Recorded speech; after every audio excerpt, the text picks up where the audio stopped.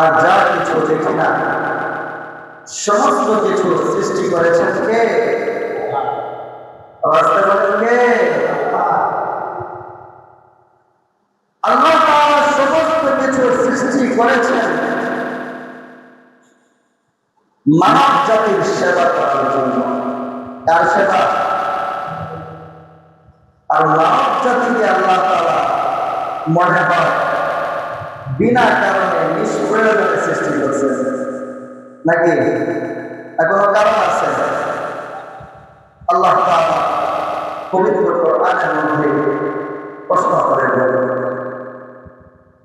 أفحسبتم أنما خلقناكم عبثا وأنكم إلينا لا ترجعون।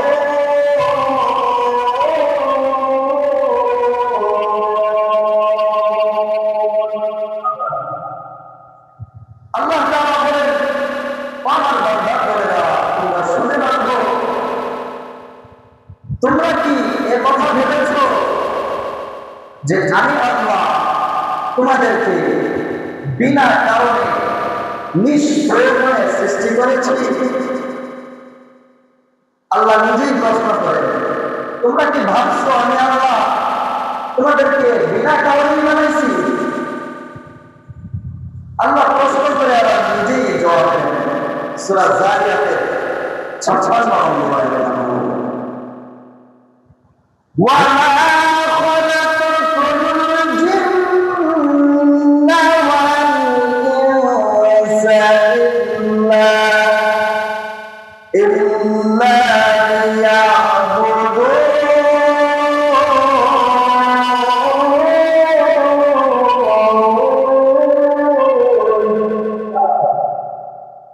আল্লাহ রাব্বুল আলামিন বলেন, আমি আল্লাহ মানব জাতি আর জিন জাতিকে সৃষ্টি করেছি একমাত্র শুধুমাত্র আমি আল্লাহর ইবাদত করার জন্য।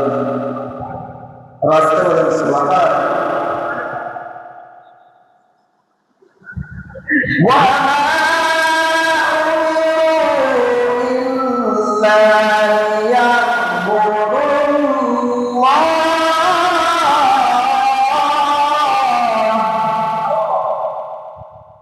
ইল্লা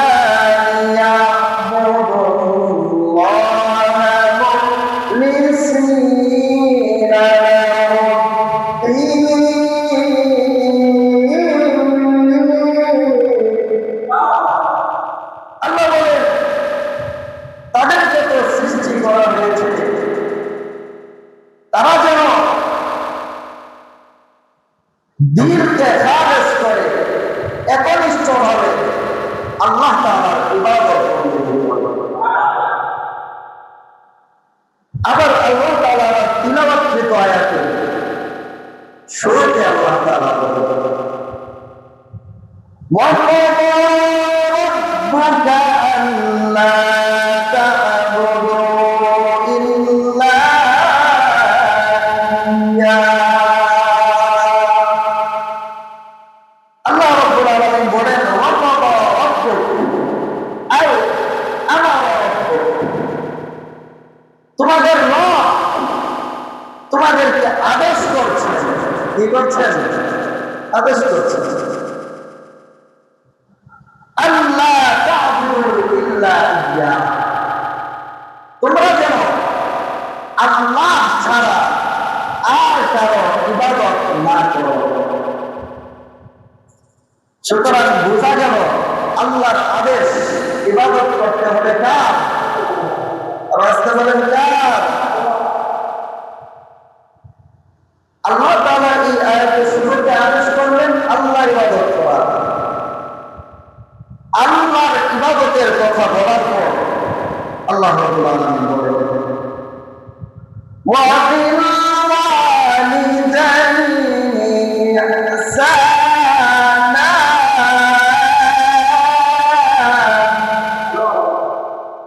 আল্লাহ তাআলা বলেন শুধু আমি আল্লাহর ইবাদত করলে চলবে না, তোমরা তোমাদের মা বাবার সঙ্গে উত্তম আচরণ করো, ভালো আচরণ করো। তাহলে দেখেন, আল্লাহ প্রথমে বললেন তার ইবাদতের কথা, এরপরে আল্লাহ অন্য কিছু বলেন নাই, সোজা বলে দিলেন মা বাবার সাথে ভালো ব্যবহার। তাহলে বোঝা গেল মা বাবার সাথে ভালো আচরণ করার বিষয়টা আল্লাহর ইবাদতের পরে। আল্লাহর ইবাদত যেমনি ভাবে একনিষ্ঠ ভাবে করতে হবে, ঠিক তদ্রুপ একনিষ্ঠ ভাবে বাবা মার খেদমত করতে হবে, বাবা মার সঙ্গে ভালো আচরণ করতে হবে। যারা বলেন সুবহান। ইম্মা ইয়াবলুগান্না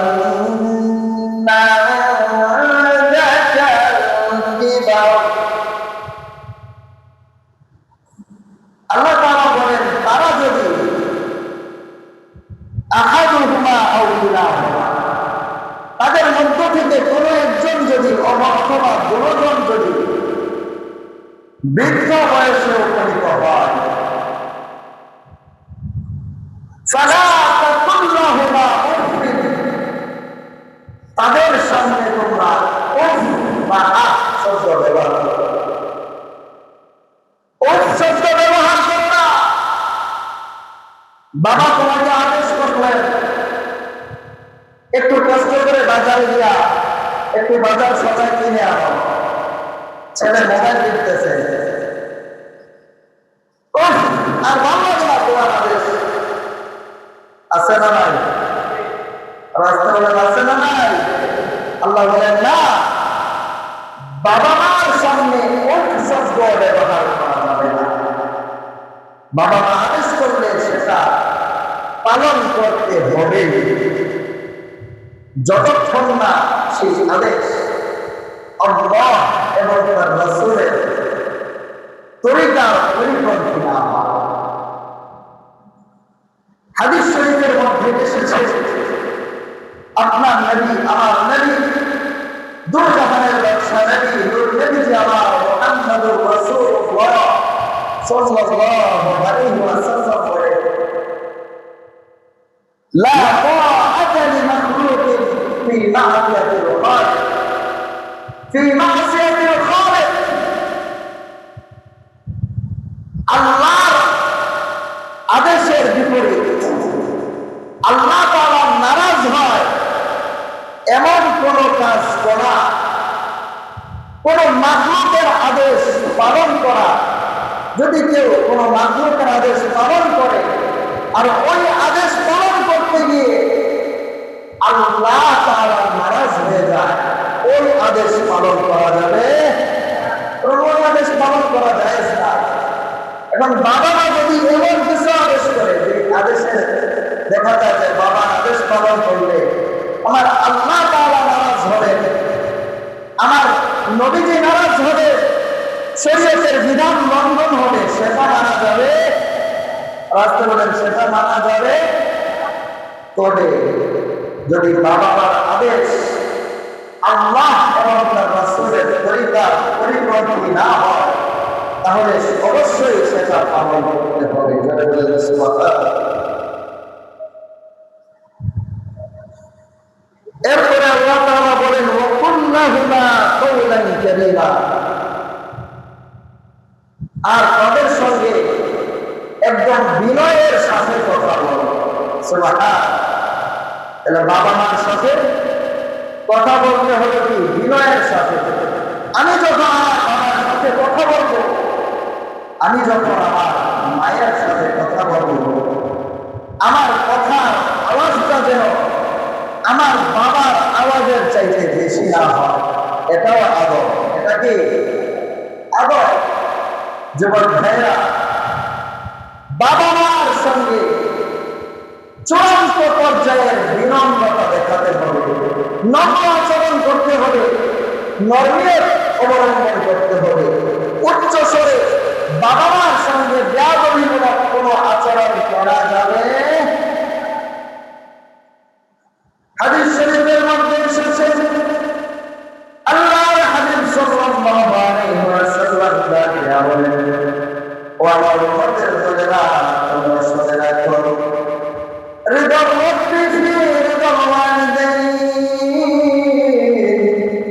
وسخط الرب في سخط الوالدين আল্লাহর হাবিব বলেন উম্মত শুনে রাখো তোমার বাবা যদি সন্তুষ্ট থাকে তোমার মা যদি সন্তুষ্ট থাকে তাহলে আল্লাহ তাআলা তোমাদের প্রতি সন্তুষ্ট হয়ে যাবে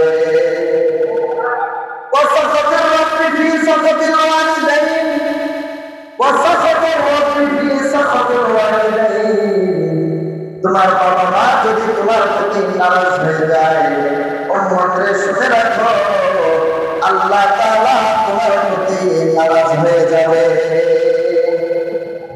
আপনি বছরের পর বছর তাবলীগে গিয়ে চিন্তা লাগাইলেন বছরের পর বছর পীরে খানকার মধ্যে গিয়ে পড়ে থাকলেন ওইদিকে গিয়ে আপনার বাবা আপনার প্রতি নারাজ আপনার মা আপনার প্রতি নারাজ আপনি সারা জীবন তাহাজ্জুদ করলেন চাষ করলেন আল্লাহর করলেন অনেক বড় বড় দান সদকা করলেন হজ করলেন যত ইবাদত বندگی আছে সব করলেন অথচ আপনি আপনার মা দেখাশোনা করেন না আপনার বাবাকে খরচ দেন না আপনার বাবা আপনার প্রতি নারাজ এই ইবাদত দিয়া আল্লাহর কসম জান্নাত অর্জন করা সম্ভব না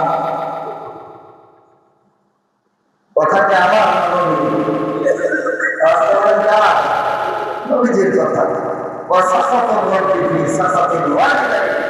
তোমার বাবা মা যদি তোমার প্রতি অসন্তুষ্ট থাকে আল্লাহ তাআলা তোমার প্রতি অসন্তুষ্ট أقبل رجل إلى النبي صلى الله عليه وسلم فقال أبايعك على الهجرة والجهاد أبتغي الأجر من الله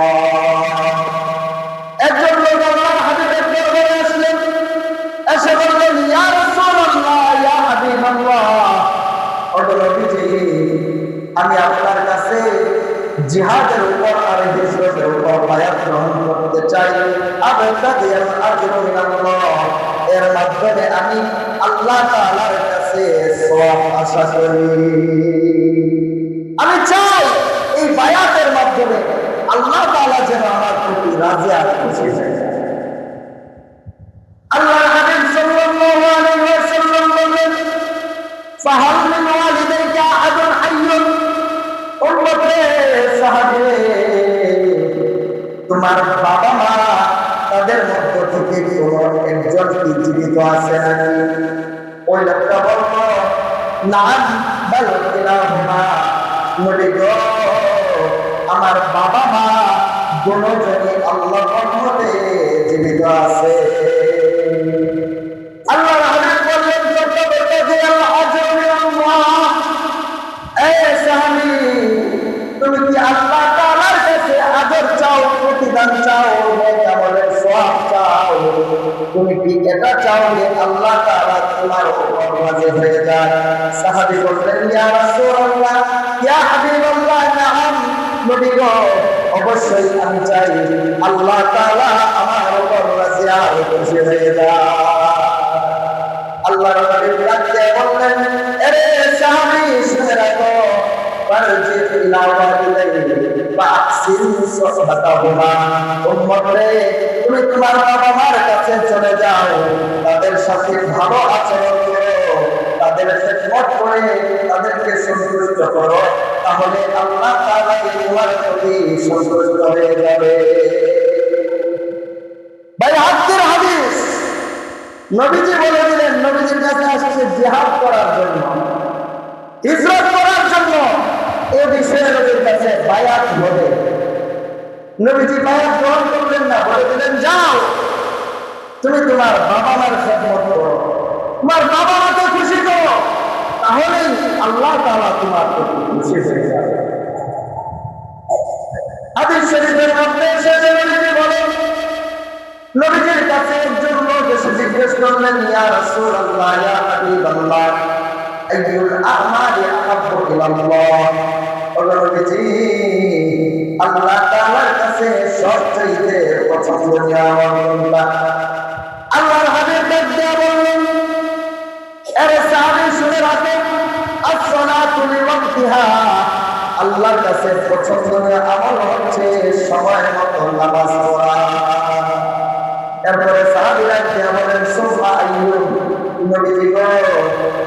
নম্বরে আল্লাহর কাছে পছন্দনীয় আমল কোনটা? নবীজি ডাক দেয়া বলেন বিরুল ওয়ালিদাইন। সাহাবীরা, বাবা মার খেদমত করা, বাবা মার সঙ্গে ভালো আচরণ করা, বাবা মাকে সন্তুষ্ট করাই আল্লাহর কাছে পছন্দনীয় আমল। 3 নম্বরে সাহাবী ডাক দেয়া বলেন সুম্মা আইয়ু। নবীজি গো, আল্লাহর কাছে 3 নম্বরে পছন্দনীয় আমল কোনটা? আল্লাহর নবী ডাক দেয়া বললেন সাহাবী শুনে রাখো, আল জিহাদু ফি সাবিলিল্লাহ। আল্লাহর রাস্তায় জিহাদ করা 3 নম্বরে আল্লাহর কাছে পছন্দনীয় আমল। রাস্তায় সুবহানাল্লাহ। দেখেন এখানে আল্লাহর নবী প্রথমে আল্লাহর ইবাদতের কথা বললেন, নামাজের, তারপরে জিহাদের কথা বলেন নাই। জিহাদের কথা নবীজি 2 নম্বরে বললেন, 3 নম্বরে বললেন। 2 নম্বরে নবীজি বলে দিলেন আল্লাহর ইবাদত করবা, নামাজ সময় মতো করবা, আর 2 নম্বরে মা বাবার খেদমত করবা। তাহলে দেখেন মা বাবার খেদমতের গুরুত্ব কত বেশি।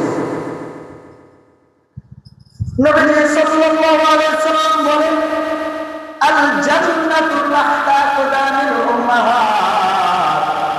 উম্মতেরা শুনে রাখো, তোমার জান্নাত তোমার মায়ের পায়ের নিচে। তুমি মার খেদমত করে মাকে সন্তুষ্ট করো আর আল্লাহর ইবাদত বন্দেগী করো, আল্লাহর তৈরি জান্নাত তোমার জন্য প্রস্তুত। এখন আমরা কি বলেন, মা বাবার খেদমত করি কত, মা বাবার সঙ্গে কতটুকু ভালো ব্যবহার করি। বিবাহ করলে তো আউজ লাগে না, বউ পাইলে মার কথা মনে থাকে না, বাবার কথা মনে থাকে না, যে আমার বাবা আমার মা আমাকে ছোট থেকে নিয়ে লালন পালন করে তেলে বসে এত বড় করছেন, তাদের এত খেদমত, তাদের এত দয়া আমার প্রতি, এত মায়া করে না আমাকে। আর সেই মা বাবার কথা বউ পাইলে মনে থাকে, রাস্তা বলে মনে থাকে, মা বাবাকে বোঝা যায়। এখন বউ যেভাবে নেই সেভাবে, বউয়ের কথা ওঠে, বউয়ের কথা বসে, মা বাবার কথা মনে থাকে না। মার কথার কোনো দাম নাই, বাবার কথার কোনো দাম নাই। বাবা একটা বলে তার কানে লাগেই না বাবার কথা, ঠিক না? বুঝি আমাদের অবস্থা এমন কিনা? আল্লাহ তাআলা আমাদেরকে সঠিক প্রস্তাব করুন। বাবা মা যদি নারাজ হয়ে যায়, আল্লাহ তাআলা নারাজ। হাদিস শরীফের মধ্যে এসেছে, আল্লাহর হাবিব সাল্লাল্লাহু আলাইহি ওয়াসাল্লাম বলেন, ও আমার উম্মতের দলেরা, তোমরা শুনে রাখো, সালাসু দাওয়াতিন মুস্তাজাবাত। 3 লোকের দোয়া আল্লাহ তাআলার কাছে সব সময় কবুল হয়ে যায়। দোয়া করলে আল্লাহ তাআলা কখনো ফিরাইয়া দেন না। আর আজকে সুবহানাল্লাহ। 1 নম্বরে আল্লাহর নবী বলেন, ও আমার উম্মতের দলেরা, তোমরা শুনে রাখো, দাওয়াতুল মাজলুম। কোন মাজলুম ব্যক্তি যদি কারো উপর জুলুম করা হয়, এমন ব্যক্তি যদি আল্লাহ তাআলার কাছে দোয়া করে, আল্লাহ তাআলা সাথে সাথে তার দোয়া কবুল করে নেন। তার দোয়াও কবুল করেন। সে যদি দোয়া করে সেটাও কি? আর আসতে বলেন সেটাও কি? 2 নম্বরে নবীজি বলেন, দাওয়াতুল মুসাফির। কোন ব্যক্তি সফররত অবস্থায় আছে, মুসাফির ব্যক্তি, ওই মুসাফিরের দোয়াও আল্লাহ তাআলা কবুল করে নেন। 3 নম্বরে নবীজি বলেন, দাওয়াতুল ওয়ালিদাইনি আলা ওয়ালাদিহি। উম্মতেরা শুনে রাখো, বাবা মা যদি সন্তানের জন্য দোয়া করে, আল্লাহ তাআলা সাথে সাথে ওই দোয়া কবুল করে নেন। বাবা মার দোয়া কবুল, দোয়া কি কবুল? বাবা মা দোয়া করে জীবন ধ্বংস, বাবা মা দোয়া দেওয়া লাগে না। বাবা মা যদি নারাজ হয়ে যায়, অসন্তুষ্ট হয়ে যায়, এতেই আল্লাহ তাআলা অসন্তুষ্ট হয়ে যায়। ওই বান্দা ঈমান নিয়ে মরার সুযোগ থাকে না। বড় ইবাদত গুজার, বড় তাহাজ্জুদ গুজার, বড় নামাজি, বড় হাদিস, বড় দানশীল ব্যক্তি, আল্লাহর জন্য পাগল ব্যক্তি, কিন্তু তার বাবা মা তার প্রতি নারাজ। নবীজির হাদিসের ভাষ্য অনুযায়ী ওই ব্যক্তি এত পরহেজগার ইমানদার ব্যক্তি, আমলদার ব্যক্তি, তারও মরণের সময় ইমান নসিব হবে না। জোরে বলেন নাউজুবিল্লাহ। হাদিস শরীফের মধ্যে এসেছে, সময় সংকীর্ণ, সংক্ষেপে বলে ফেলি। নবীজির জলিলুল কদর সাহাবী হযরত আল্লামা রাদিয়াল্লাহু তাআলা বড় দানশীল ব্যক্তি, বড় ইবাদতগুজার। ওনার যখন মৃত্যুর সময় ঘরে আসছে, নবীজির সাহাবী বিছানায় পড়া মুমূর্ষু অবস্থায় সাহাবায়ে কেরাম ওনাকে কালিমার তালকিন দিচ্ছেন, কিন্তু তার জবান দিয়ে কালিমা আসছে। হযরত বিলাল রাদিয়াল্লাহু তাআলা দৌড়ায় নবীজির দরবারে চলে গেলেন। ইয়া রাসূলুল্লাহ, নবী গো, আপনার সাহাবী আলকামা তো মুমূর্ষু অবস্থা, কিন্তু সে তো কালিমা পড়তে পারতেছে। নবীজি বললেন যে তুমি তার মাকে আমার দরবারে নিয়ে আসো। হযরত আলকামা রাদিয়াল্লাহু তাআলা আনহার মা খুব অসুস্থ, তিনি লাঠিতে ভর করে নবীজির দরবারে গেলেন, গিয়ে বললেন, ইয়া রাসূলুল্লাহ, আমার সন্তানের এই অবস্থা, তার কালিমা নসিব হচ্ছে না।